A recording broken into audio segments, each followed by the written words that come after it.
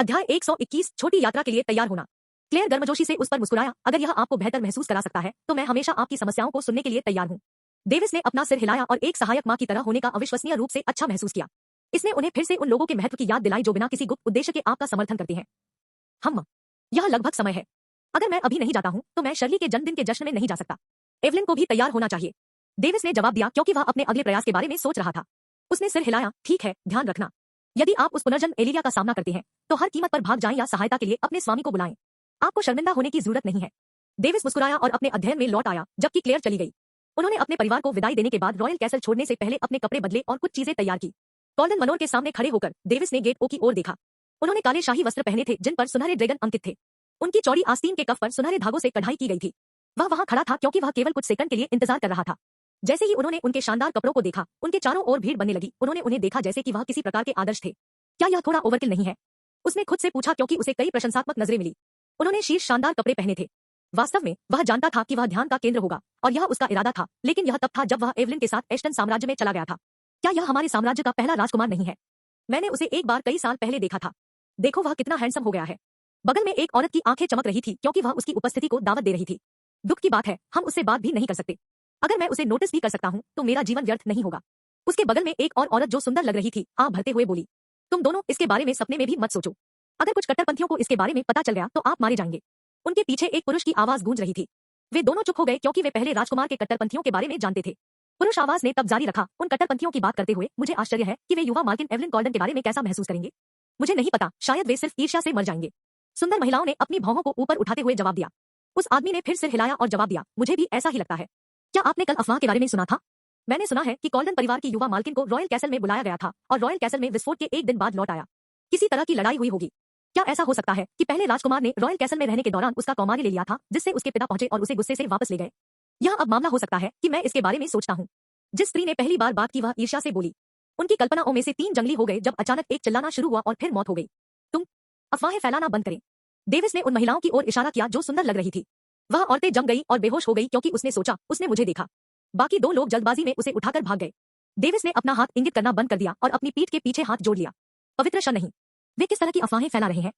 मैंने उसकी वर्जिनिटी ले ली। हास्यास्पद, हालांकि उन्होंने ऐसा सोचा था, लेकिन उनकी अभिव्यक्ति कुछ और ही कह रही थी। उनके चेहरे पर एक स्वस्थ मुस्कान थी जिसने भीड़ को और भी चकित कर दिया। एक तरफ हट जाओ, एक तरफ हट जाओ। गार्ड जल्दबाजी में डेविस के सामने दौड़े क्योंकि उन्होंने घुटने टेक दिए थे। हेड गार्ड ने अपना सिर झुकाया। कृपया हमारे कॉल्डन परिवार के मनोर के अंदर आओ महाराज। डेविस ने अनुपालन किया और गेट के अंदर चला गया। वह जानता था कि घुटने टेकना और सम्मान देना उनका काम था, इसलिए वह अब इसकी परवाह नहीं करता था। नहीं, वह उनके स्थापित तरीकों को बदलना चाहता था। वास्तव में उसने बस एक साथ इसके बारे में परवाह करना बंद कर दिया। जैसे ही वह अंदर गया, युवाओं से लेकर बड़ों तक विभिन्न लोगों ने झुककर उनके पास से गुजरा। मुख्य हॉल के पास उसने बुजुर्गों के एक झुंड को देखा जो उसे देखते ही उठ खड़े हुए। वे जल्दी से उसके सामने आए और झुक गए। एक बुजुर्ग ने कहा, बधाई क्राउन प्रिंस, कृपया हमें व्यक्तिगत रूप से आपका स्वागत करने के लिए नहीं आने के लिए क्षमा करें। हम एक पारिवारिक बैठक में थे, इसलिए हमें आपको बधाई देने के लिए बाहर आने में कुछ समय लगा। डेविस ने सिर हिलाया और कुछ नहीं कहा। उसे परवाह नहीं थी कि यह जानबूझकर था या नहीं, वह केवल एवलिन को प्राप्त करने के लिए यहाँ आया था। कुछ मिनट बीत गए जब उन्होंने एक मध्यम आयु वर्ग के व्यक्ति के आने से पहले उनके साथ औपचारिक शब्दों का आदान प्रदान किया। गहरे नीले रंग के वस्त्र पहने वह गोरा और सुंदर लग रहा था, जबकि उसके लंबे हरे बाल कमर की लंबाई तक पहुंच गए थे। इससे पहले कि वह मध्यम आयु का आदमी करीब आ पाता, डेविस थोड़ा झुका और अपने हाथों को पकड़ लिया। नमस्कार ससुर। उन्होंने अज्ञानता का बहाना नहीं किया, लेकिन अपनी बेटी से शादी करने की इच्छा व्यक्त की। मध्यम आयु वर्ग के व्यक्ति को इवान कॉल्डन कहा जाता था और वह कॉल्डन परिवार में परिवार के मामलों की देखभाल करता था। डेविस के शब्दों को सुनकर इवान कॉल्डन दिल से हंसे। हा, अच्छा अच्छा, मेरा कॉल्डन परिवार धन्य है। जब डेविस ने बोलने के लिए अपना मुंह खोला तो उसे टोका गया। वह मूर्खतापूर्ण लस्सी हमारे बोलने के साथ कपड़े पहन रही है। हाँ, उसने अचानक अतिरिक्त प्रयास किया जब उसने सुना कि आप उसे व्यक्तिगत रूप से लेने के लिए आ रहे हैं। डेविस यह सुनकर मुस्कुराया और सोचा, ऐसा लगता है कि उसने मेरी माँ के शब्दों पर आपत्ति नहीं की। राहत की सांस लेते हुए उसने आराम महसूस किया। इवान कॉल्डन अचानक बोलने से पहले एक पल के लिए हिचकिचाया। क्राउन प्रिंस डेविस, दुल्हन के पिता के रूप में मैं व्यक्तिगत रूप से आपके साथ बात करना चाहता हूँ, क्या यह ठीक है? डेविस आश्चर्यचकित था। बेशक, अगर यह व्यक्तिगत है तो इसकी मदद नहीं की जा सकती है। उसके बाद वे दोनों एक कमरे में चले गए जो खाली था। परेशानी के लिए खेद है। कमरे में जाने के बाद इवान कॉल्डन ने माफी मांगी। ऐसा नहीं था, क्या बात है ससुर जी? डेविस ने उसे सीधे बिंदु पर जाने के लिए मजबूर किया। मैं बस इतना चाहता हूँ कि आप मेरी बेटी की अच्छी देखभाल करें। उसने गंभीरता से पूछते हुए अपना सिर झुका लिया। अध्याय 122 लोरेट साम्राज्य छोड़ना। डेविस ने जल्दी से अपने ससुर को झुकने से रोक दिया। इसके बारे में चिंता करने की कोई जरूरत नहीं है। यह कहने के बिना चला जाता है। उसे शर्म महसूस हुई क्योंकि उसने सोचा कि उसे अकेले बुलाने में उसके ससुर का उद्देश्य कुछ लाभ हासिल करना था, लेकिन यह नहीं सोचा कि यह उसकी बेटी के लिए था। इवान कॉल्डन ने उसे देखा और प्रसन्न स्वर में कहा, मुझे खुशी है कि आप ऐसा सोचते हैं, लेकिन प्यार एक जहर की तरह है। एक बार जब आप उससे थक जाते हैं तो आप एक दिन उसे एक अकेले निवास में बंद कर सकते हैं। डेविस चुप हो गया। यह आदमी किस बारे में बात कर रहा है? वह समझ नहीं पा रहा था कि वह इस बारे में चिंतित क्यों था। आप एक दिन सम्राट बनने के लिए हैं और चाहे आप चाहें या ना चाहें, आपको अनैच्छिक रूप से अपना हरम बनाने के लिए मजबूर किया जाएगा। मैं बस इतना चाहता हूं कि उस समय कृपया उस पर कुछ विशेष ध्यान दें। वह लड़की इस जीवन काल में अपनी मां से भी नहीं मिल पाई। डेविस समझ गया, इस आदमी ने मेरे भविष्य की पूरी तरह से गलत भविष्यवाणी की थी। आखिरकार मैं सम्राट नहीं बनूंगा। फिर उसने अपने चेहरे पर एक हैरान भाव के साथ सिर हिलाया। वह अपनी गलतफहमी को ठीक नहीं करना चाहता था, नहीं वह अपना मन बदलने पर ज्यादा समय बिताना चाहता था। मुझे यकीन है कि बड़े होने के बाद आप समझ जाएंगे। अपने परेशान चेहरे को देखते हुए इवान कॉल्डन ने हल्के से मुस्कुराते हुए कहा। डेविस ने सिर हिलाया। जब उसने स्वाभाविक रूप से बाहर जाने की कोशिश की तो दरवाजा खुला और नीले रंग की चप्पलें जो रंगीन पैटर्न के साथ कढ़ाई की गई थी, एक हल्के सफेद पैर को प्रदर्शित करते हुए अंदर आई। एवलिन अपने चेहरे पर एक मंत्रमुग्ध मुस्कान के साथ वहां खड़ा था। उसने एक शुद्ध काला रेशमी वस्त्र पहना था जो कुछ हिस्सों में पारदर्शी था, जो उसके पूरी तरह से आकार के शरीर को बढ़ाता था। उसकी कलाई महंगी सुनहरे रंग की चूड़ियों से ढकी हुई थी और उसके पैर उसकी स्कर्ट के चौराहे के माध्यम से थोड़ा दिखाई दे रहे थे। डेविस ने उसे देखा और उसके प्रकट होने पर थोड़ा जम गया और इतने प्रकट कपड़े नहीं थे। उसके काले रेशमी वस्त्र के पारदर्शी भाग उसकी गर्दन, उसके कंधे के ब्लेड, उसकी कलाई और उसकी कमर के नीचे थे। उसने निगल लिया और उसके सुंदर चेहरे को देखा। उसके पास इतनी गोरी त्वचा थी, उसकी पूरी तरह से मूर्तिकला शुद्ध काली आंखों के साथ, सुंदर पलकें, छोटी नाक और कोमल होठों से सजी हुई, वह उसके लिए एक गिरी हुई परी की तरह लग रही थी। उसके लंबे हरे बाल उसकी कमर तक पहुंच गए, जबकि उसने अपने माथे को कवर करने वाले कुछ धमाके छोड़ दिए। डेविस ने अपनी आंखें रगड़ी और सोचा कि वह एक पल के लिए किसी अन्य महिला को देख रहा था। क्या इसे आप कुल छवि परिवर्तन कहते हैं? डेविस ने खुद से पूछा, क्योंकि उसे यकीन नहीं था कि अब क्या सोचना है। इवान ने उन दोनों को देखा और अपने दिल में हंसा। वह चुपचाप चला गया, उन दोनों को अकेला छोड़ दिया। डेविस ने उसे देखा और आह भरी। उसने अपनी नजर हटा दी और उसे फिर से देखा। वह इस प्रक्रिया को तब तक दोहराता रहा जब तक कि एवलिन ने खुशी से हंसते हुए अपना मुंह नहीं खोला। तुम्हें देखो, बहुत मजेदार है। डेविस ने अपने हाथों से अपनी आंखें छिपा ली और जवाब दिया, आप बिल्कुल खूबसूरत लग रही है। एवलिन उज्जवल रूप से मुस्कुराया और उसके करीब आ गया। धन्यवाद। अब देर हो चुकी है, क्या हमें चले जाना चाहिए? डेविस ने हंसते हुए पूछा। हाँ, उसने उत्साह से जवाब दिया। यह उसका पहला साहसिक कार्य होगा और इससे भी अधिक, यह उस व्यक्ति के साथ था जिसे वह पसंद करती थी। फिर उसने उसकी आंखों को देखते हुए अपना हाथ बढ़ाया। उसे अपना हाथ बढ़ाते देख एवलिन क्षण भर के लिए आश्चर्यचकित था। वह फिर हल्के से मुस्कुराई और उसका हाथ पकड़ लिया। जिस क्षण उसने अपना हाथ लिया, डेविस को लगा जैसे उसके हाथ गर्मी की एक नरम परत से ढके हुए थे। वह वापस मुस्कुराया और अपने परिवार को विदाई देने से पहले उसे मुख्य हॉल में ले गया। उन्होंने उन्हें समझाया कि वह इस यात्रा के दौरान एवलिन के साथ अकेले यात्रा करेंगे और कोई भी गार्ड उनके साथ नहीं होगा। उन सभी ने सिर हिलाया और स्वीकार कर लिया, क्योंकि वे जानते थे कि वह कितना मजबूत था। वास्तव में वे इस यात्रा के दौरान कुछ और होने की उम्मीद कर रहे थे। बुजुर्ग चिंतित थे, जबकि युवा विभिन्न कारणों से ईर्ष्या कर रहे थे। विदाई देते समय वे एक साथ खड़े थे। वह 1.5 मीटर लंबा था और वह लगभग 1.7 मीटर लंबा था। उनकी ऊंचाइयों के बीच बहुत अंतर नहीं था, सिवाय इसके कि वह थोड़ी लंबी दिखती थी। एवलिन को अपने हाथों को पकड़ने में शर्म महसूस हुई, लेकिन उसने इसे पकड़ना जारी रखा और उसे जाने नहीं दिया। आंशिक रूप से क्योंकि उसे लगा कि उनकी उम्र 10 साल अलग थी, और आंशिक रूप से क्योंकि उसे लगा कि उसके इतने करीब होना हास्यास्पद है जब उन्होंने अभी तक शादी भी नहीं की है। उन्होंने पास की छोटी यात्रा की प्रतीक्षा करते हुए हवेली छोड़ दी। रॉयल कैपिटल के बाहरी इलाके में उत्तरी द्वार से बहुत दूर एक चौड़ी सड़क में जो उत्तर पश्चिम दिशा की ओर जाती थी, जो अंततः पास के राज्य की ओर ले जाती थी। क्या ऐसा हो सकता है कि हम एस्टन साम्राज्य तक चलने जा रहे हैं? एवलिन ने पूछा, क्योंकि वह चिंतित हो गई थी। 1 महीने से भी कम समय बचा था। यदि वे इस गति को बनाए रखते हैं तो वे इसे समय पर नहीं बना पाएंगे। बिल्कुल नहीं, मैं आपको एस्टन साम्राज्य तक ले जाने जा रहा हूँ, डेविस ने हंसते हुए जवाब दिया। एवलिन मुस्कुराया और खिलखिलाया, आधा विश्वास किया और उसके शब्दों पर आधा संदेह किया। हाँ, मैं बस मजाक कर रहा हूँ। वहां देखो, डेविस ने कहा, जैसा कि उसने ऊपर बताया। एवलिन ने ऊपर देखा और अपनी आंखें बंद कर ली। आकाश से चमकती रोशनी ने उसकी दृष्टि को अंधा कर दिया। एक पल बाद उसने ध्यान केंद्रित किया और बादलों के माध्यम से आकाश के ऊपर उड़ते हुए सिलहुट को देखा। डेविस ने जोर से सीटी बजाई और अपने हाथ हिलाए। उड़ने वाला सिलहुट अचानक अविश्वसनीय गति से नीचे गिर गया। जब यह जमीन पर गिरने से 20 मीटर दूर था तो इसने अपने कांटेदार पंखों को बढ़ाया और खुद को ऊपर धकेलने में कामयाब रहा और जमीन पर उतरने से पहले गिरने को काफी धीमा कर दिया, क्योंकि यह अपने पंखों को फड़फड़ाता रहा। यह 20 मीटर लंबा था और इसका पूरा शरीर काले और गहरे नीले रंग का था। इसकी पीठ को रेजर शार्प स्पाइक से गढ़ा गया था और इसकी पूंछ को बीच में कांटेदार और अंत में चाकू की तरह नुकीला किया गया था। इसके माथे में 2 लंबे सुनहरे सींग थे और इसके चेहरे पर रेजर नुकीले दांत और एक तेज जीभ थी। इसकी ठोड़ी पर एक छोटे सुनहरे सींग के साथ संयुक्त यह काफी राजसी लग रहा था। सम्राट का पहाड़। जब तक वह अपनी उपस्थिति को मान्य करने में कामयाब रही, तब तक एवलिन की आंखें खुल गई। अध्याय 123, जाओ एक कमरा प्राप्त करो। हाँ, मेरे पिता ने मुझे इस यात्रा के लिए उधार दिया था। मैं राजधानी में हंगामा नहीं करना चाहता था, इसलिए मैंने इसे बाहरी इलाके में पीछा किया। डेविस ने जवाब दिया, लेकिन उसने कुछ और सोचा। मैं बस थोड़ी देर के लिए उसके साथ चलना चाहता था और अब मैं काफी संतुष्ट हूँ। उसने नीचे देखा और देखा कि वह अभी भी उसके हाथों को पकड़े हुए था। उसका चेहरा स्वचालित रूप से मुस्कान में बदल गया। हाँ, जब से उसने उसका हाथ पकड़ा, उसने इसे एक बार भी जाने नहीं दिया। वह सड़कों से गुजरा, फाटकों से गुजरा, हर समय वे उन विभिन्न प्रकार की नजरों को प्राप्त करते रहे।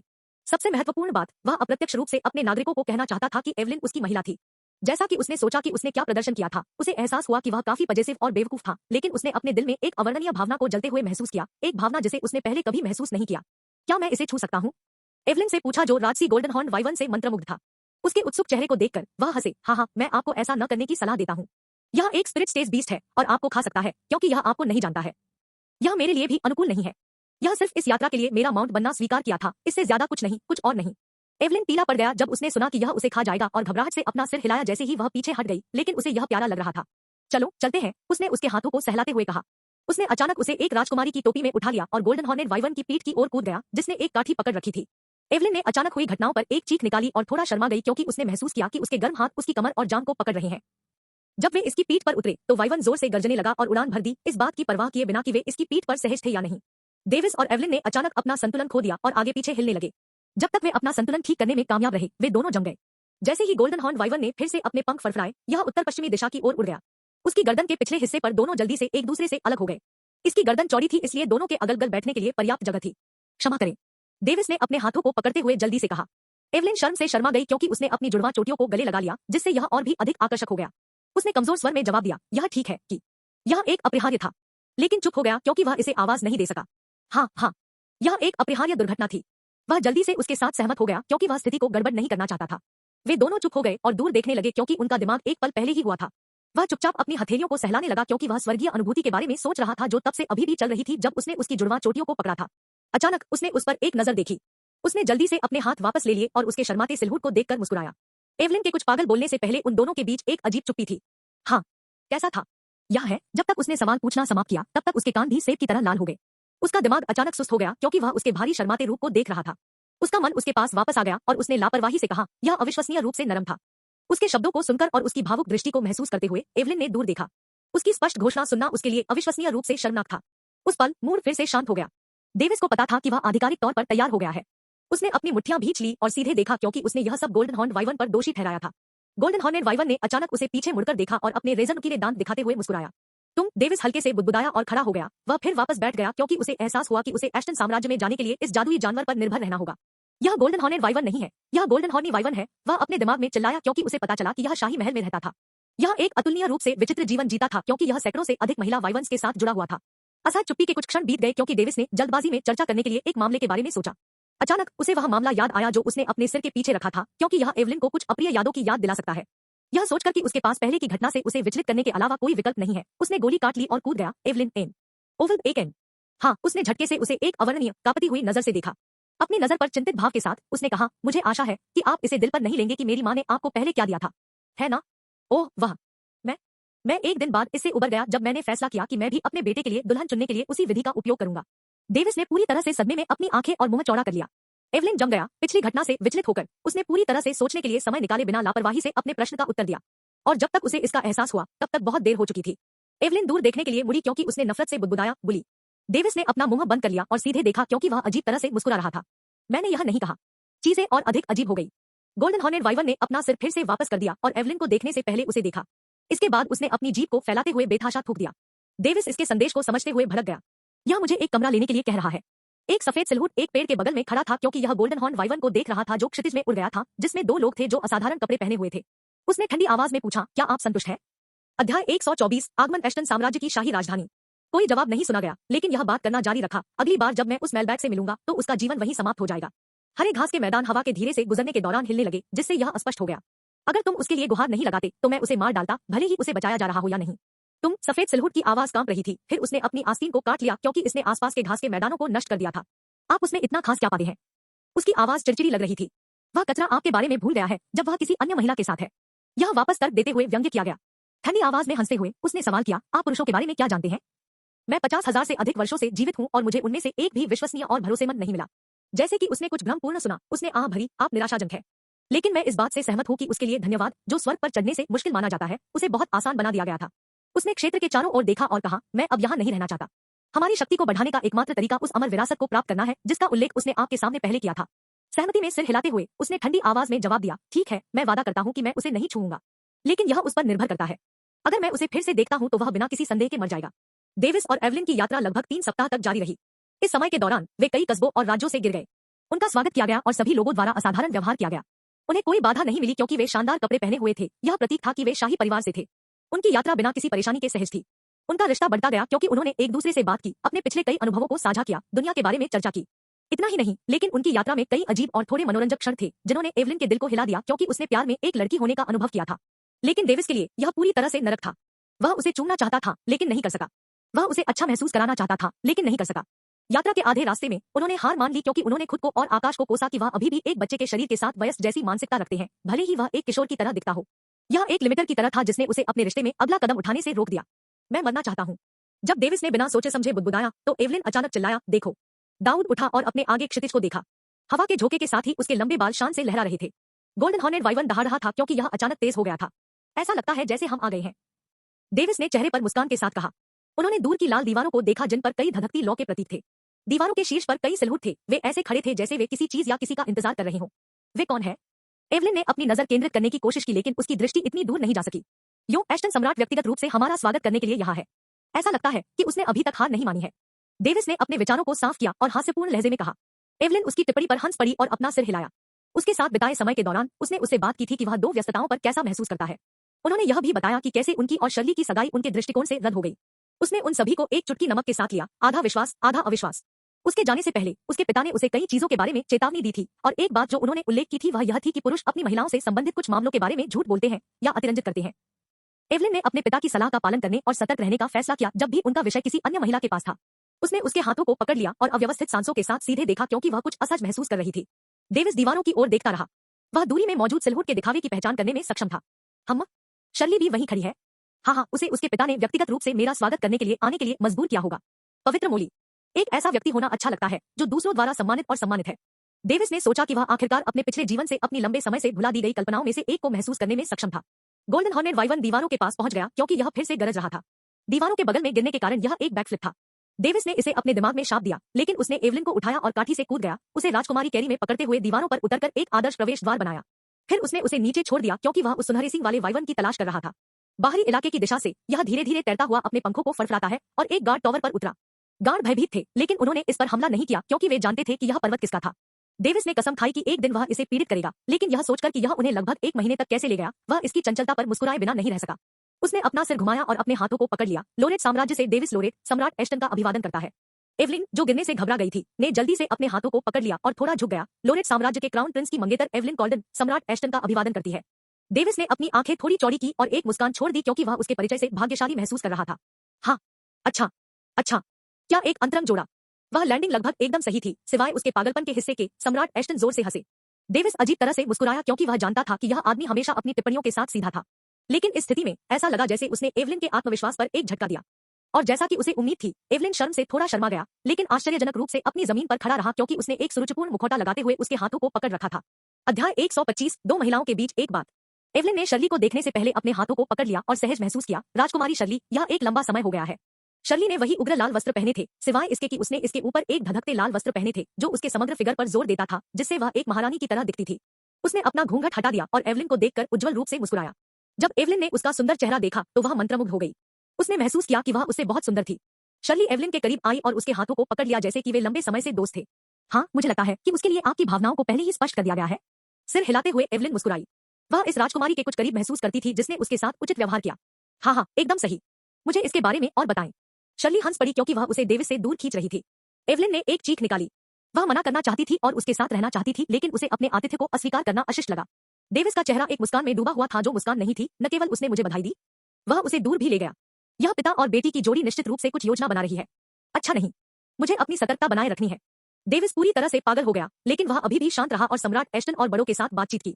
इस बीच पास के एक गार्ड टॉवर में बहुत सारे छोटे कमरे थे जिनका उपयोग गैरिसन के लिए किया गया था।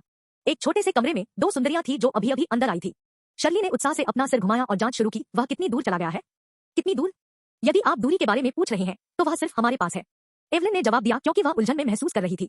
अय्या, मेरा मतलब था कि वह आपके साथ कितनी दूर चला गया है। शर्ली ने खुद को चेहरे पर उतारा और अपने सवाल को दोहराया। यह हमने बस हाथ थामे रखा है, एवलिन कहते हुए शर्मा गई। क्या बस हाथ पकड़ा? शर्ली पीछे हटी और अविश्वास में अपने शर्माते हुए चेहरे को देखा। मुझे विश्वास नहीं है, मुझे सच बताओ।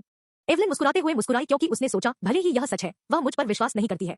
अपने गंदे चेहरे को देखते हुए शर्ली ने अपने हाथों से अपना मुंह छिपा लिया और बुदबुदाया, तुम मुझसे मजाक कर रहे हो। लेकिन वह इतना हावी था। एवलिन की आंखें चौड़ी हो गई जब उसने उसके शब्दों को सुना। हावी होना? आपका क्या मतलब है? उसकी अभिव्यक्ति बदल गई, स्पष्ट रूप से शर्ली के शब्दों को गलत समझ गया।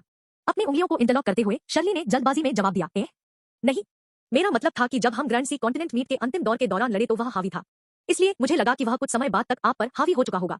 अपने हाथों को फैलाते हुए एवलिन उसके चेहरे पर चिल्लाई, आप उस निष्कर्ष पर कैसे पहुंचे? वह समझ नहीं पा रही थी कि वह ऐसा क्यों सोचेगी। थोड़ा पीछे हटते हुए शर्ली ने जवाब दिया, ठीक है, मुझे पता है कि मेरे भाई पहले ही अपनी वर्जिनिटी खो चुके हैं, जैसे ही वे युवावस्था से गुजर चुके हैं।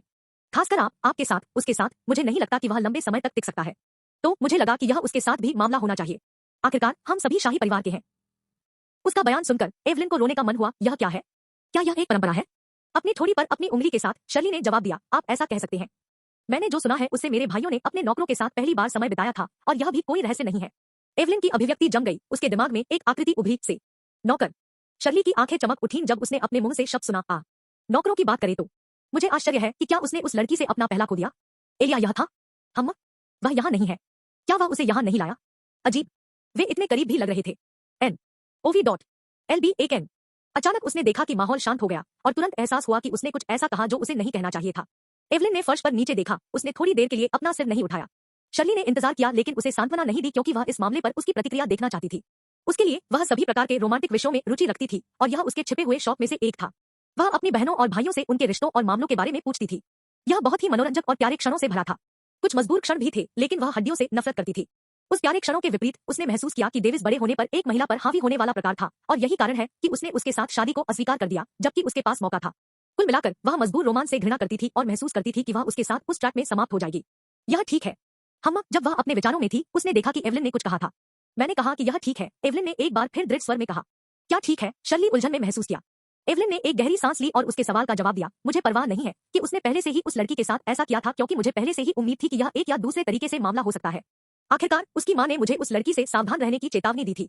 ओह, शर्ली ने एक अतिरंजित स्वीकृति दी और एक जिज्ञासु दृष्टि से सवाल किया, तो फिर वह आपके साथ कैसा व्यवहार करता है? जब एवलिन ने उसका सवाल सुना तो वह एक संतुष्ट अभिव्यक्ति के साथ मुस्कुराई और अपने हाथों को अपने दिल पर रखा। वह मेरे साथ बेहतर व्यवहार करता है कि मेरा अपना परिवार मेरे साथ कैसा व्यवहार करता है। शर्ली ने अपना खाली सिर हिलाया और एक अज्ञात भावना की भावना उसके दिल से बह गई। क्या मैं गलत था? यही वह सब है जो वह अभी सोच सकता था। उसका दिमाग फुसफुसाया कि एवलिन झूठ बोल रही होगी, लेकिन उसके चेहरे पर भाव देखकर और यह देखते हुए कि वह उसे ले जाते समय गोल्डन हॉर्नेट वाइवन से कैसे कूद गया, वह यह स्वीकार करने से खुद को रोक नहीं सकी कि उसके शब्द सच हो सकते हैं। तुम मुझसे यह सब क्यों पूछ रहे हो? क्या आपको उस समय किए गए निर्णय पर पछतावा हो सकता है? एवलिन कोई मूर्ख नहीं था, वह अपने चेहरे के भावों में मिनट के बदलाव को नोटिस कर सकती थी। उसके अंतर्ज्ञान ने उसे बताया कि चीजें उतनी सरल नहीं थी जितनी वे लग रही थी। अध्याय 126, चिंतित शर्ली। शर्ली ने अपना सिर हिलाया, मुझे नहीं पता। उस समय से मेरे कई भाई बहन मुझे याद दिलाते रहे कि कैसे मैंने दुनिया की सबसे मजबूत महिला बनने का मौका खो दिया। हर दिन मैं सोचता रहता था कि उस समय मैंने जो निर्णय लिया था वह सही था या गलत। उन्होंने कहा, चूंकि मैंने यह फैसला किया है इसलिए यह गलत है कि मैं उनके साथ दोबारा नहीं रहूंगा। मैं सिर्फ यह जानना चाहता था कि मैं सही था या गलत। और उसके कंधे डूब गए। तुम्हारी कहानी के अनुसार मैं अपने जीवन में पहली बार गलत था। क्या आपको इसका पछतावा है? एवलिन ने फिर से पूछा, यह सोचकर कि उसे इस बार एक अलग जवाब मिलेगा। अभी नहीं। तुरंत जवाब देते हुए शर्ली एक मुस्कान के साथ मुस्कुराई। उसका जवाब सुनकर एवलिन ने उलझन महसूस की, अभी तक नहीं। शर्ली की आंखें अचानक लड़ने की भावना से जल गई। अगर मैं सफलतापूर्वक अमर विरासत प्राप्त कर लेता हूं तो मैं उससे एक बार फिर लड़ूंगा। तब मैं खुद को उसके सामने साबित कर दूंगा। अमर विरासत। एवलिन ने अपनी आंखें चौड़ी कर ली। वह जानती थी कि यह क्या था क्योंकि डेविस ने अपनी यात्रा के दौरान एक बार उसे इस मामले के बारे में बताया था। लेकिन उलझन में उसने पूछा, वास्तव में क्या साबित करें? साबित करो कि मैं किसी भी तरह से उससे कम नहीं हूं। शर्ली ने अपनी मुट्ठियां भींच ली क्योंकि वह उस समय के बारे में सोच रही थी जब वह पूरी तरह से उस पर हावी थी। उस घटना के बारे में सोचकर उसकी रीढ़ की हड्डी में सिहरन दौड़ गई। यह उसे अनैच्छिक रूप से उसके बारे में याद दिलाता रहा था और इस समय उसकी भावनाओं को गड़बड़ कर दिया था। एक रॉयल एलीट के रूप में उसका अपना गर्व था जिसे वह शायद ही कभी बाहर दिखाती है, लेकिन इसे उसके द्वारा कुचल दिया गया था। वह इस अपमान को सहन कर सकती थी अगर वह उसके समान उम्र का था, लेकिन वास्तविकता कुछ और ही साबित हुई। एवलिन ने जब उसे चुनौती दी तो वह उस समय के बारे में सोचकर हंस पड़ी। उसने बुदबुदाया, ठीक है, मुझे लगता है कि मैं पहले से ही परिणाम देख सकता था। क्या? शर्ली ने उसकी बड़बड़ाहट सुनी लेकिन उसके शब्दों को पकड़ नहीं सकी। कुछ नहीं। एवलिन मुस्कुराते हुए उसे एक रहस्यमय नजर से देख रही थी। शर्ली ने संदिग्ध रूप से उसे देखा और जवाब दिया, अगर आप ऐसा कहते हैं, चलो वापस चलते हैं। डेविस सम्राट एस्टन के साथ बातचीत करते रहे। उनकी बातचीत से वह समझ गया कि जाहिर तौर पर 2 दिनों के बाद एक भोज आयोजित किया जाएगा जो उसका 21वां जन्मदिन मनाएगा।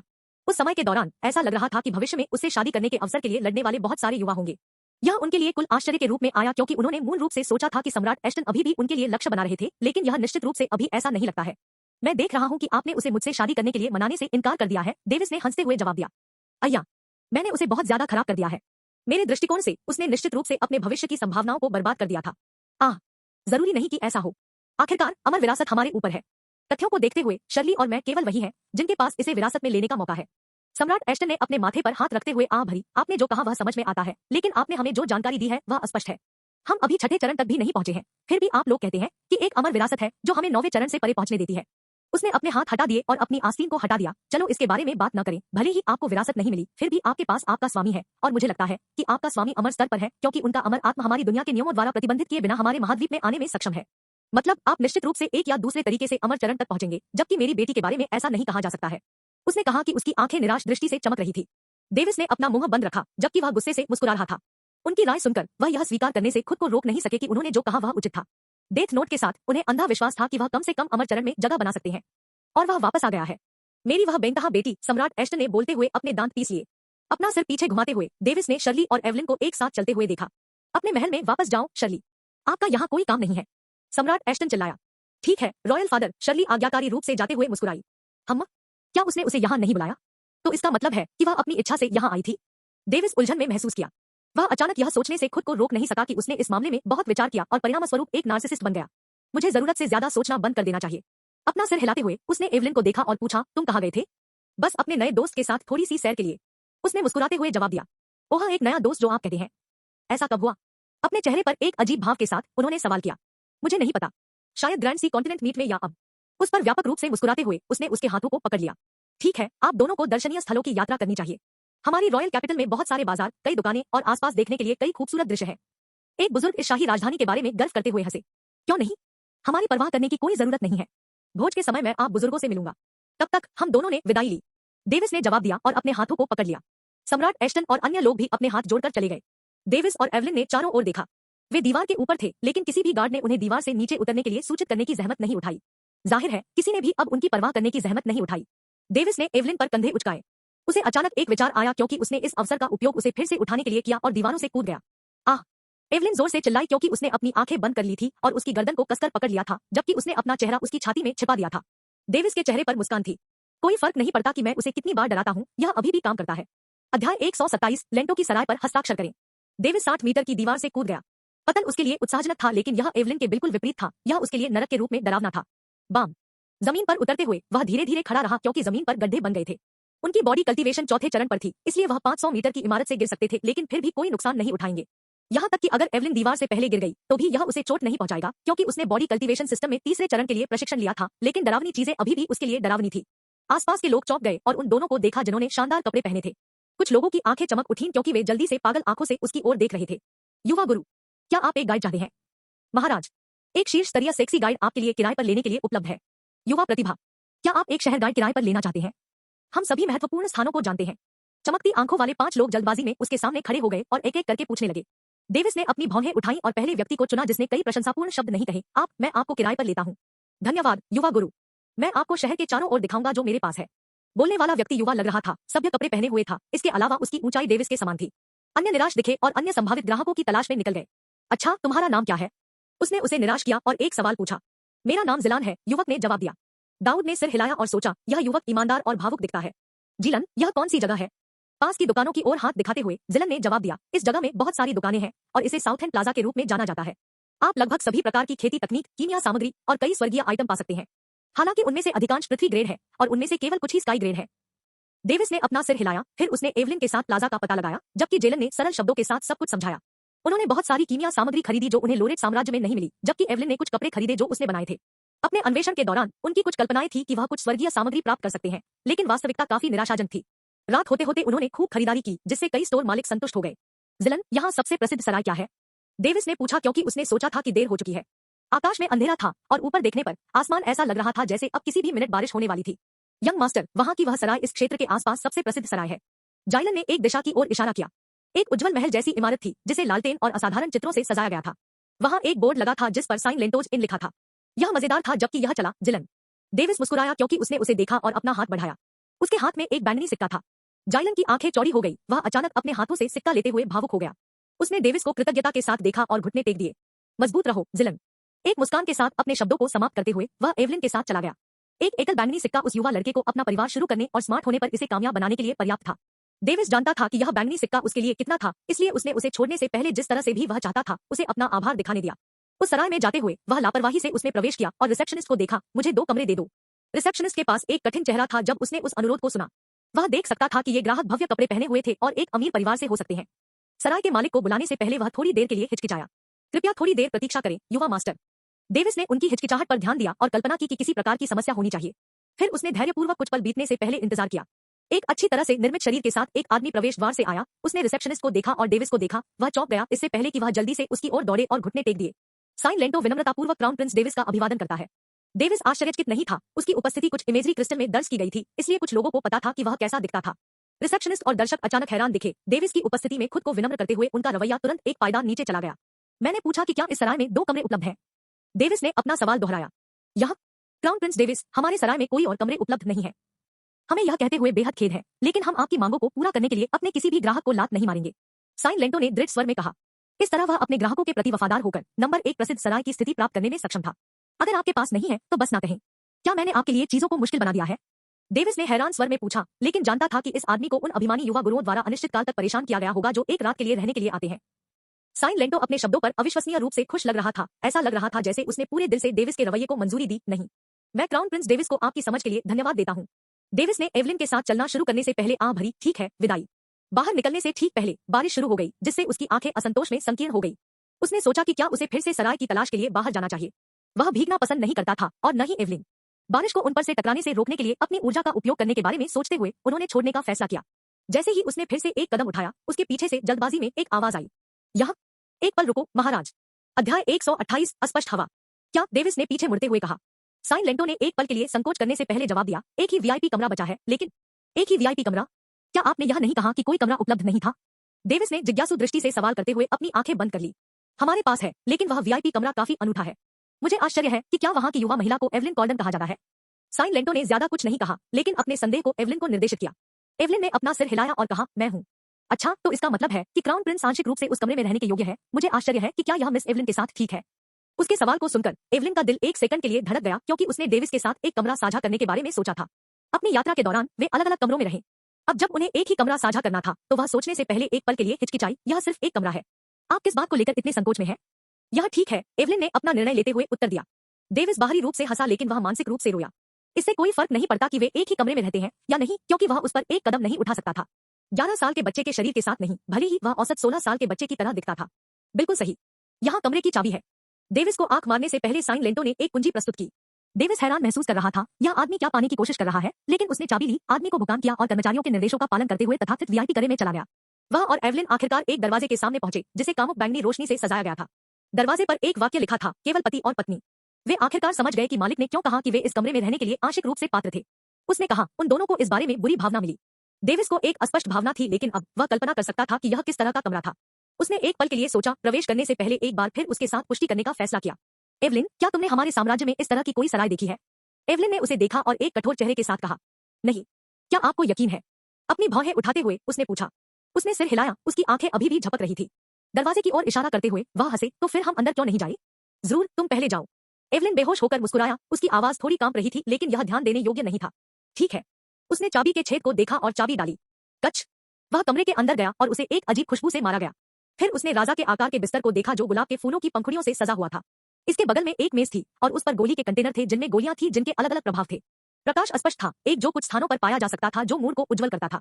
दीवारों को साउंड प्रूफ बनाया गया था और कई छिपाने वाली संरचनाएं स्थापित की गई थी, इसलिए इससे कोई फर्क नहीं पड़ता कि यहाँ क्या होता है। यह तब तक यहाँ रहता है जब तक कि यहाँ रहने वाले लोग इसे प्रकट नहीं करते हैं। मैंने ऐसा सोचा था। व्यभिचार के लिए एक जगह।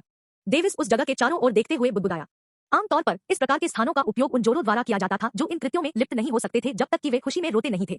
धमाका। डेविस ने अपनी आंखें चौड़ी की और थोड़ा जम गया। उसने एवलिन को अपनी पीठ के पीछे अपने हाथों के साथ बंद दरवाजे पर झुका हुआ देखने के लिए उसके पीछे देखा।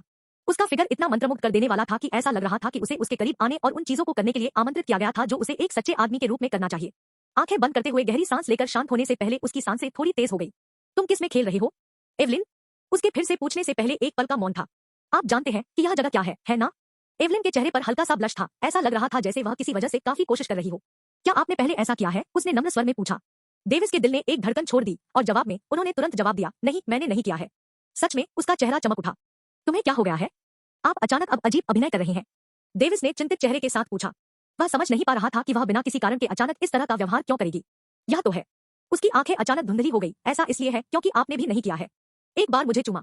अपनी काली स्कर्ट को पकड़ते हुए वह अपनी आवाज उठाते हुए चिल्लाई। चुंबन। डेविस ने अविश्वास में उसे देखा। अजीब अभिनय करने का यही कारण था। उसने धुंधली आंखों से उसे देखा और जारी रखा। मेरे पिता ने कहा कि मैं इस अवधि में अपनी मासूमियत खो सकती हूँ। शर्ली ने कहा कि तुम्हारी हैसियत और उम्र के लड़के पहले ही अपने नौकरों के साथ ऐसा कर चुके थे। इन सभी तथ्यों के साथ मैं चिंता किए बिना नहीं रह सका कि आप मुझे अब और नहीं चाहते हैं। उसकी बातें सुनकर वह काफी हक्का बक्का रह गया।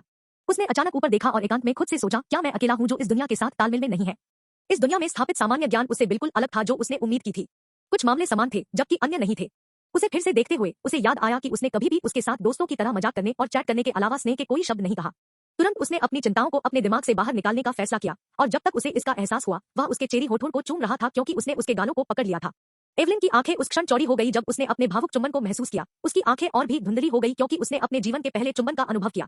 अचानक उसने महसूस किया कि उसकी जीभ उसके मुंह में प्रवेश करती है और उसके दांतों को सहलाती है। थोड़ी सी बेचैनी से पीड़ित उसने अनजाने में अपनी नाजुक जीभ का उपयोग करके अपनी जीभ को बाहर निकालने की कोशिश की, लेकिन यह पकड़ लिया गया और मुड़ गया क्योंकि यह आपस में जुड़ा हुआ था। यह एक स्विच की तरह था जो उसके मस्तिष्क में फ्लिप हो गया था। उसने उसके सिर को गले लगाते हुए उसके चुंबन का भावुक रूप से जवाब देना शुरू कर दिया। उन्होंने अपने शुरुआती प्रदर्शन के विपरीत एक दूसरे के शरीर पर कसकर दबाव डाला और अतुलनीय समन्वय में चूमा। डेविस ने उसकी जीभ चाटी और उसके होठों को कई बार चूमा, इससे पहले कि वह इसकी गिनती खो दे। उसने महसूस किया कि उसके जुड़वां टीले उसकी छाती पर दबाव डाल रहे हैं। उसके हाथों ने उसके चेहरे को छोड़ दिया और उसकी रसीली चोटियों को पकड़ लिया। संतुलन खोने और गिरने के कारण उसके मुंह से एक विशाल दबी हुई कराह निकल गई। अध्याय 129 भोज से एक दिन पहले। डेविस ने उसकी कमर पकड़ ली और बिस्तर की ओर जाते हुए उसे ऊपर उठाया। उसने उसे बिस्तर पर छोड़ दिया, उसके ऊपर चढ़ गया और उसकी धुंधली काली आंखों को देखा। उनके चेहरे सिर्फ इंच दूर थे और वे महसूस कर सकते थे कि उनकी गर्म सांसें एक दूसरे के खिलाफ बह रही थी। एवलिन ने विशाल गहरी सांसें लेते हुए उसे देखा। गुलाब की तरह लाल होते हुए उसका चेहरा गर्म महसूस हो रहा था।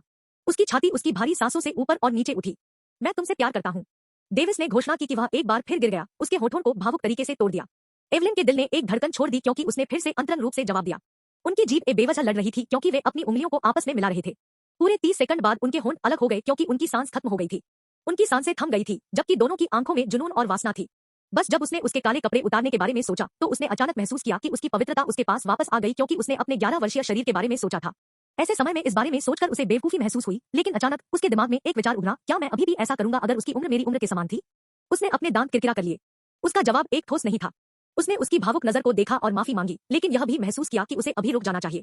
वह थोड़ी देर तक ऐसे ही रहा और कुछ ही समय पहले उसने महसूस किया कि उसकी पवित्रता उसके पास भी वापस आ रही है। एवलिन के चेहरे पर एक भ्रमित भाव था, हालांकि वह अभी भी शर्मा रही थी।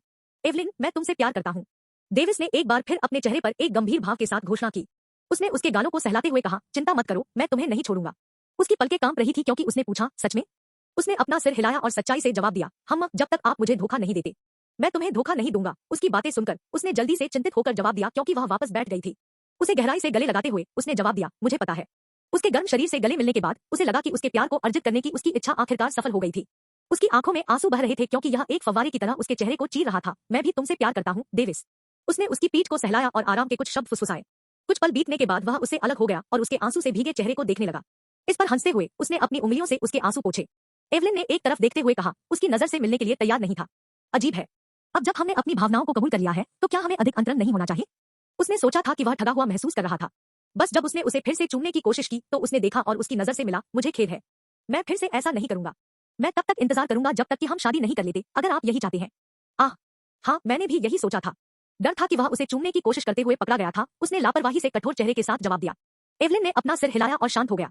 अचानक वह फिर से शर्मा गई और एक नम्र आवाज में जारी रखा, यदि आप असंतुष्ट हैं तो हम वही कर सकते हैं जो हमने किया है। हम इससे पहले कि वह अपने शब्दों को समाप्त कर पाती उसके चेरी होंठ फिर से सील हो गए। वह जम गई और उसे देखा जबकि वह अलग हो गया और उसे देखकर मुस्कुराया, याद रखे कि आपने क्या कहा था। वह बिस्तर से दूर चला गया और बाथरूम में चला गया। जाहिर है कि उसके शरीर के निचले हिस्से में जो कुछ भी भड़क रहा था उसे शांत करने के लिए वह अंदर गया और सचमुच ध्यान किया। एवलिन ने अपने होठों को एक झटके में छुआ, लेकिन यह उसकी परिपक्व अपील के साथ अविश्वसनीय रूप से सेक्सी लग रहा था। उसने अपना दूसरा हाथ अपने शरीर के निचले हिस्से तक बढ़ाया और यह थोड़ा नम महसूस हुआ। उसके साथ किए गए काम को याद करते हुए उसका चेहरा अतुलनीय रूप से लाल हो गया। शर्म ने उसकी संपूर्णता को अभिभूत कर दिया, जबकि तकिए पर बेहोश होने के कारण उसका दिमाग ढह गया। जब डेविस बाहर आया तो उसने देखा कि वह सो रही थी। वह मुस्कुराया और उसके बगल में सो गया। अगले दिन जब वे उठे तो दोनों के चेहरे पर थोड़ी शर्मिंदगी थी क्योंकि वे अजीब तरह से बात कर रहे थे और एक दूसरे का अभिवादन कर रहे थे। लेकिन कुछ समय पहले उन्होंने एक दूसरे को देखा और अपने अजीब खुद पर हंसने लगे। तैयार होने के बाद उन्होंने ईर्ष्या, प्रशंसा और ईर्ष्या के विभिन्न रूप प्राप्त करते हुए सराय छोड़ दी। उन्होंने पूरा दिन शाही राजधानी के चारों ओर भ्रमण किया। बहुत सारे दृश्य थे जो उनके मूड को उज्जवल करते थे। जब वे चारों ओर घूम रहे थे तो उन्होंने कई युवाओं को शानदार वस्त्र पहने हुए देखा। उन्हें देखें। डेविस जानता था कि वे जन्मदिन के भोज के लिए भी यहाँ थे। डेविस को यकीन था कि उन्होंने उन्हें ग्रैंड सी कॉन्टिनेंट मीट में नहीं देखा था, इसलिए उन्होंने अनुमान लगाया कि उन्होंने प्रतियोगिता के लिए निर्धारित आयु सीमा को पार कर लिया होगा। फिर भी उन्होंने उनके साथ बातचीत शुरू करने की जहमत भी नहीं उठाई क्योंकि उन्हें लगा कि यह एक खिंचाव हो सकता है, खासकर जब वह एवलिन के साथ बिताए गए समय का आनंद लेता रहा। उनके चेहरे पर हमेशा एक मुस्कान थी क्योंकि उन्हें तथाकथित तारीख का अनुभव मिलता था जिसके बारे में वह हमेशा पढ़ते थे। लेकिन इसने सुंदर और साहसी महान महिलाओं को बातचीत करने के लिए उनके पास आने से नहीं रोका। डेविस को सिरदर्द हो गया, लेकिन उन्होंने चतुराई से एवलिन को अपने प्यार और होने वाली पत्नी के रूप में पेश करके उनकी प्रगति को अस्वीकार कर दिया। गर्वित महिलाओं के चेहरे एक बदसूरत मुस्कान में चमक रहे थे, इससे पहले कि वे एक दूसरे को देखकर मुस्कुराए और चले गए। वह थोड़ा चिंतित था कि उनके साथ आए कुलीन युवा उसे परेशान कर सकते हैं, लेकिन उसके आश्चर्य के लिए कोई भी उसे परेशान करने के लिए नहीं आया। ऐसा लग रहा था जैसे वे किसी और चीज में व्यस्त हो। फिर उसने राहत की सांस ली और केवल उसके साथ खुशी से समय बिताया। रात होते होते वे आराम करने और कल जन्मदिन के भोज में शामिल होने के लिए दूसरी सराय में चले गए। दुर्भाग्य से एवलिन ने सराय के अंदर जाने पर 2 कमरे पूछने का बीड़ा उठाया, जिससे उनमें निराशा पैदा हुई। वह एक बार फिर से उस चेरी के होठों को चूमने के लिए उत्सुक था, लेकिन वह जानता था कि एवलिन ने इसे देखा होगा, जिससे उसे एक और कमरा मिल गया। क्यों? क्योंकि वह पूरे दिन उसके होठों को निहारते हुए पकड़ा जाता रहा। उसे घृणा महसूस हुई होगी। दुखी होकर अपने कमरे में जाते समय उसने यही सोचा। वह अपने कमरे के अंदर गया और बिस्तर पर सपाट गिर गया, अपने अस्तित्व के अर्थ पर विचार करते हुए नाराज हो गया। अध्याय 130 तुच्छ अंतर्धाराएं। समय शांति से बीत गया जब अचानक एक दस्तक सुनी जा सकती थी, जिससे शांति भंग हो गई, जिसे डेविस अपने जीवनकाल में एक बार भी अनुभव नहीं करना चाहता था। डेविस ने खड़े होते ही अपनी आंखें चौड़ी कर ली, दरवाजे की ओर देखते हुए। क्या ऐसा हो सकता है कि वह आई थी? एक पल में दरवाजा खोलने के लिए भागने से पहले उसका चेहरा उत्साह में चमक उठा। जिस क्षण उसने दरवाजा खोला, उसका चेहरा अतुलनीय रूप से बदसूरत हो गया, क्योंकि उसकी आत्मा ने घृणा में अपना शरीर छोड़ दिया। क्या मैंने सिर्फ एक आदमी के लिए दरवाजा खोला, और वह भी एक उत्साहित चेहरे के साथ? उसके सामने खड़ा था जो एक चालाक आदमी लग रहा था, जो इस सराय का एक कर्मचारी लग रहा था। कहो, आप क्या चाहते हैं? डेविस ने पूछा कि वह शत्रुता के साथ पागल आदमी को देख रहा था। वह आदमी कांप उठा। उसे पता था कि यह ग्राहक कौन है, क्योंकि लोरेट साम्राज्य के क्राउन प्रिंस के यहाँ रहने की अफवाह जंगल की आग की तरह फैल गई। यह कहो, डेविस ने मुस्कुराते हुए कहा। आमतौर पर वह उसके साथ विनम्रता से व्यवहार करता, लेकिन जब उसे एहसास हुआ कि उस दरवाजे के पीछे वाला एवलिन नहीं था, तो वह गुस्सा हो गया। हाँ, एक लड़की की तरह एक पत्र प्रस्तुत करने से पहले वह पागल आदमी फिर से कांप गया, जिसने उसे अपने क्रश को पेश करने के लिए अपना साहस जुटाया था। NOVELBIN। जब डेविस ने उस पत्र को देखा तो उसकी आंखें चौड़ी हो गई। क्या तुम मुझसे मजाक कर रहे हो? जब उसने इस आदमी को सबक सिखाने के बारे में सोचा, तो पागल आदमी ने कहा, बाहर की एक महिला ने मुझे यह पत्र देने के लिए कहा। उसने कहा कि यह महत्वपूर्ण था और कोई फर्क नहीं पड़ता कि क्या होता है, मुझे इसे आप तक पहुंचाना होगा, अन्यथा मैं अपना जीवन खो दूंगी। उसने मुझे प्लैटिनम सिक्कों की एक मुश्त मात्रा भी दी, इसलिए मैं विरोध नहीं कर सका। मैं आपसे क्षमा मांगता हूँ। कृपया इस नीच को क्षमा करें। जब तक उन्होंने अपना लंबा भाषण समाप्त किया, डेविस अपने घुटने की मुद्रा को देखते हुए भौंचक्के रह गए। डेविस पत्र लेने से पहले एक पल के लिए हिचकिचाया और सवाल किया, वह महिला कैसी दिखती थी? पागल आदमी ने जवाब देने से पहले एक पल के लिए निगल लिया। मैं उस महिला का चेहरा नहीं देख सका, क्योंकि उसने अपना चेहरा मास्क से ढका हुआ था, लेकिन उसकी आवाज आश्चर्यजनक थी। डेविस ने अपनी आंखें बंद कर ली, क्योंकि उसने फिर से पूछा, और क्या? चुपके से कहने से पहले उस आदमी की आंखें बाईं और दाईं ओर झुक गई। उस महिला ने काले वस्त्र पहने थे, लेकिन मैं निश्चित रूप से कह सकता हूँ कि उसके पास एक आदर्श ऐसाकार की आकृति है। जब डेविस ने यह सुना, तो इसने उसके चेहरे पर मुस्कान ला दी, क्योंकि उसने सोचा कि यह आदमी काफी मनोरंजक था। अपना हाथ हिलाते हुए डेविस ने आह भरी, ठीक है, चले जाओ। मैं विनम्रतापूर्वक क्राउन प्रिंस को उनकी समझ के लिए धन्यवाद देता हूँ। जोर से झुकते हुए पागल आदमी चला गया। डेविस ने दरवाजा बंद किया और बिस्तर पर बैठ गया। फिर उसने पत्र खोला, क्योंकि वह बुदबुदाया, अब यह क्या हो सकता है? पत्र पर एक शाही प्रतीक था, लेकिन उन्हें यकीन नहीं था कि यह किसी भी मामले में सच था या नहीं। इसे उजागर करते हुए उन्होंने उस पर लिखे शब्दों को पढ़ा। क्राउन प्रिंस डेविस लोरेट, जैसे ही आप इस पत्र को पढ़ना समाप्त करते हैं, इसे जला दें। यह मैं हूँ, शर्ली एश्टन। यह महत्वपूर्ण है। ब्राइट स्टार रॉयल पैलेस में अकेले आओ, मैं आपसे कुछ महत्वपूर्ण बात करना चाहता हूँ। डेविस ने अपनी थोड़ी पकड़ ली, क्योंकि वह सोच रहा था कि जाना है या नहीं। इसे जला दो? क्या वह मुझसे संपर्क करते हुए नहीं फंसना चाहती? क्या उसे मेरी मदद की जरूरत है, या वह कुछ साजिश रच रही है? उन्होंने विचार किया, लेकिन किसी निष्कर्ष पर नहीं पहुंच सके। उसने खड़े होते हुए अपनी थोड़ी से अपने हाथ हटा लिए और मुस्कुराते हुए कहा, अगर मैं नहीं जाऊंगा तो मुझे कैसे पता चलेगा? वह बाहर गया और दरवाजा बंद कर दिया। अचानक उसे लगा जैसे वह धोखा दे रहा था और सोचा, मुझे वहां जाने से पहले उसे सूचित करना चाहिए। लेकिन क्या होगा अगर वह मुझे जाने नहीं देगा, या फिर कहें कि वो भी मेरा साथ देगी? यह काफी समस्याग्रस्त हो जाएगा। लेकिन फिर वे हाल ही में दोस्त बन गए, इसलिए शर्ली परेशान नहीं हो सकती है, लेकिन प्रतीक्षा करें। फिर उसने मुझे अकेला क्यों बुलाया और एवलिन को क्यों नहीं? उसने भ्रम में अपने सिर में दर्द महसूस किया। इसे खराब करो, वह निर्णय लेने से पहले बुदबुदाया और चला गया। एक गली में सराय से कुछ दूरी पर, जहां डेविस और एवलिन रुके थे, कुछ बुरे आदमी थे जो ऐसे दिखते थे जैसे कि वे दिग्गज थे, एक निश्चित दिशा में जाते हुए घूमते थे। हाँ, तुम्हें सही पैसा मिला, चेहरे पर मूछें लिए उस आदमी से पूछा। छिपकली की तरह चेहरा रखने वाले एक आदमी ने जवाब दिया, चिंता मत करो, हमारे पास उस जगह पर उन सुंदरियों के साथ कुछ रातें बिताने के लिए पर्याप्त है। जल्दी करो और चलो चलते हैं। मैं अपनी रॉड को उनमें तोड़ने के लिए इंतजार नहीं कर सकता। एक और आदमी, जिसके पास एक अच्छी तरह से विकसित शरीर था, चिल्लाया, क्योंकि वह रात के सुख का अनुभव करने के लिए उस जगह की ओर दौड़ना शुरू कर दिया जहां वे जाना चाहते थे। अचानक आदमी की आंखें चौड़ी हो गई, क्योंकि वह रुक गया और एक दिशा की ओर देखने लगा। अभी इस सींग वाले दिमाग के साथ वह जो दिख रहा था उस पर सीटी बजाने के अलावा कुछ नहीं कर सका। अन्य दो उसके बगल में आए और जम गए, क्योंकि वे अपने सामने के दृश्य पर अपनी आंखें दावत दे रहे थे। 3 महिलाएं थीं, जो सुरुचिपूर्ण और शानदार कपड़ों में थीं, और उनके चेहरे ऐसे लग रहे थे जैसे कि वे किसी घृणित चीज से बाधित हों। तीनों पुरुषों ने अतुलनीय सेक्सी सिलहुट को देखा। उनकी लोइयों में एक आग जल रही थी, क्योंकि उन्होंने अपनी जलती हुई वासना के लिए अपना कुछ कारण खो दिया था। तीनों महिलाएं घृणित लग रही थी, लेकिन इसने केवल उनकी आग में और अधिक ईंधन डाला, जिससे उनकी उत्साही इच्छा बढ़ गई। अच्छी तरह से विकसित शरीर वाला लड़का अपने आत्मविश्वास के साथ उन 3 महिलाओं की दिशा में आगे बढ़ा। महिलाओं, मेरे साथ आओ और मैं तुमसे वादा करता हूँ कि आप अपने जीवनकाल के आनंद का अनुभव करेंगे। उसने साहसपूर्वक घोषणा की, क्योंकि उसने 3 महिलाओं को देखा। उसने उन्हें वेश्याओं के रूप में गलत समझा था, जो रात में पुरुषों को लुभाने के लिए फैंसी कपड़े पहने हुए थे जो शानदार लग रहे थे। कचरा, हरे रंग के शानदार रेशमी वस्त्र पहनने वाली एक महिला ने कहा। अचानक एक छोटा पक्षी उड़ गया और उन महिलाओं में से एक पर उतरा, जिसने चमकदार गुलाबी कपड़े पहने थे। उसने फिर कहा, यह समय है, चलो चलते हैं।